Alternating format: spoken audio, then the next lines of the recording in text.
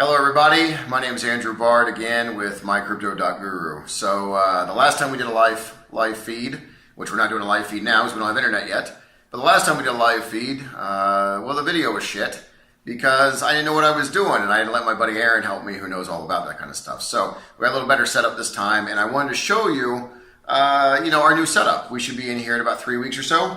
You can kind of show them around. This is where Mycrypto.guru is going to be located, along with the other two services that we're going to be offering. I know it looks terrible, but anyway. So I got a little flack from some of my other videos about what I was wearing. I want to cover that very briefly. I don't care. So if you want good information, if you want an honest approach and no bullshit, well then stop worrying about how I'm dressing. So let me show you the rest of it. We got the Mycrypto.guru side that we talked about. Mycrypto.guru is where we're going to be teaching you, how Bitcoin works, how cryptocurrencies work, how to stay safe in this market and all that. We're also rolling out two other services that are going to be in this location right here. One of them is going to be utilizing this vault here. Now, the building we're in is a 1960s era federal courthouse, or old federal courthouse. So you can imagine how well that's built, right in the middle of the Cold War. And this is the vault where they used to keep the evidence. So we're actually going to be rolling out an anonymous storage solution for your wallets and your seeds and things like that out of this. Just bear with me. I know a lot of you guys are going, well, why would I want to store things with you guys? How can you remain anonymous? But I worked very hard on making that system work. So I think you'll like it once you see it. Anyway, the next service we're going to be rolling out is a mycrypto.gives. We're working on that website right now where places like the Red Cross, American Cancer Society and those guys will actually be mining Monero and other cryptocurrencies for them using just leftover CPUs, leftover CPU processes that you guys donate. So anyway, we're going to roll it out. Anyway, point is, let's look at the rest of the place. I don't want to get too heavy into that. We're going to talk a little about what's going on in the market right now. This is kind of neat. This is where we're going to be broadcasting mostly once we get this kind of lined out. My desk will be over there, little conference room. We'll be giving classes here as well. You can see my wonderful backdrop. At least it's kind of nice. I like it. And as I said before, this is the old federal evidence area, so you can see the holding cells behind us.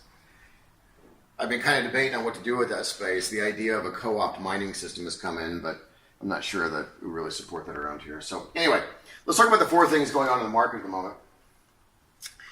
I don't know if you guys have heard this yet, but Weiss Ratings, which is a supposedly, and I'm not saying supposedly in a sarcastic kind of way, I just don't know enough to know if this is true or not, but supposedly a completely independent rating firm that does ratings for stocks, bonds, mutual funds, other types of investments that are out there.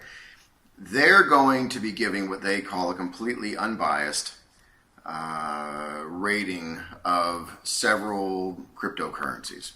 That's going to start on Wednesday. And you go, okay, well, why do we care? This really doesn't matter to us. We're crypto people. We're not stocks and bond people. But the higher the ratings, probably the higher those coins will go because the more people trust them who don't know what you and I know about how technology is so important right now and how these really aren't stocks and bonds. So just bear with it a little bit. This Weiss Ratings could be a way to bring in investors into the market that don't have the time or the ability to understand what's really happening here. Now, having said that, it'll be very interesting to me. I don't fully believe anybody telling me they're completely independent. So if these guys are fully independent, we'll know pretty quick on how high Ripple's rated. Ripple doesn't follow all the other cryptos. Ripple is something that's backed by the banking system. If it comes out in one of the top three, I'm going to be very, very skeptical on the independence of this firm, but we'll just see what happens. That's going to be Wednesday, January 24th. And of course, it's Monday now, the 22nd. Got that good Southeast Missouri sinus infection going because the weather here is kind of like being married to a redhead. So, my cameraman's redheaded, by the way. So, before I get any angry emails. So, the next thing I want to talk about is South Korea. A lot of people realize that South Korea is having some issues putting things together on the governmental side. There's been talks of bans and things like that. There's not bans that are coming in. South Korea is just going nuts like most governments trying to figure out how to control this thing. So, Korbit is the first exchange that I know of that's South Korean based that is cutting off deposits and trades from foreign investors. My point in this is not necessarily Korbit itself. I don't know of a lot of people that deal with me that have accounts on Korbit. Quite frankly, I'd never heard of them until like today. But my point is that if Korbit's a South Korean exchange. If you have money on a South Korean exchange, you might as well go ahead and get it off. I don't think it's going to be locked up if you don't, but just to keep things easy on you, go ahead and transfer it to an exchange that's not located in South Korea. Just take care of yourself. I wouldn't leave any money on an exchange anyway, but especially with South Korean right now, because they're starting to get heavy into the KYC law. You'll see that term a lot. It stands for Know Your Customer, which is essentially a governmental way of making sure that the $100,000 you deposit didn't come from heroin. So anyway, the next thing is Russia. I'm sure you've heard there was some good news that came out of Russia in the last few days. The Russian finance minister is actually drafting a bill to legalize cryptocurrencies in Russia. Now, the good side is they're legalizing cryptocurrencies in Russia, along with another report of about 50 to 55% of Russians know what cryptocurrencies are. So the idea, of course, is once they start legalizing it, Russian money starts flowing in, price of cryptos go up. I'm going to throw this out there to you, though. The downside of this is, and this isn't confirmed, but this is the way it's looking, is that the finance minister is going to be writing the law in such a way where only what's considered accredited investors in Russia can invest in cryptocurrencies legally. What that means is, again, details are kind of scarce at the moment, but you have to make $200,000 or more a year for 2 years in a row, or you have to have $1 million or more in assets. And of course, those are just baselines to make sure that, you know, the average guy doesn't lose his ass in it. The guy who can't lose $1,000 and still pay his bills. So, you know, there's good and bad to it. Point is that that's the law they're looking at making. That's the rumors that are going around about how it's going to work. So, last thing.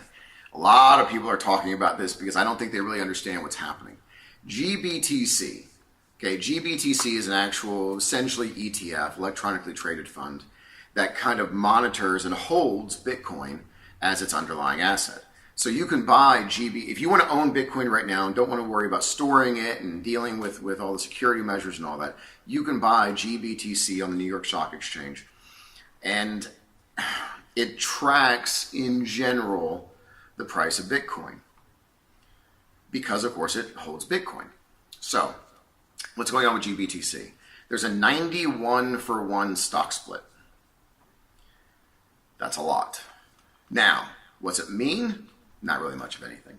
So if you own one share of GBTC, at the end of this split, which I believe is happening this week, I'd have to look that up for sure, you will have 91 shares of GBTC. It's an attempt essentially to get the underlying share to equal 1/100th of a Bitcoin instead of what it equals now. Let me go back. I'm sorry, 1/1000th of a Bitcoin instead of what it equals now. So what's it mean in general? Nothing.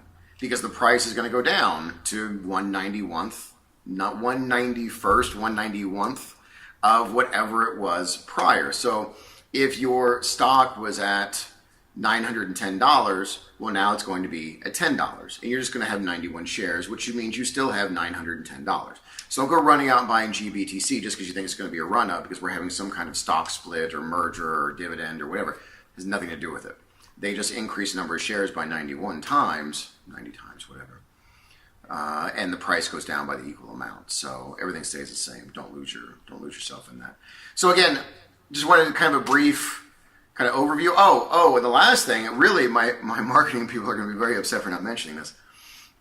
The class that I teach, where we teach you what is Bitcoin, what is blockchain, how does it work, how to stay safe, how to spot a scam, all that stuff, that is actually being released tomorrow.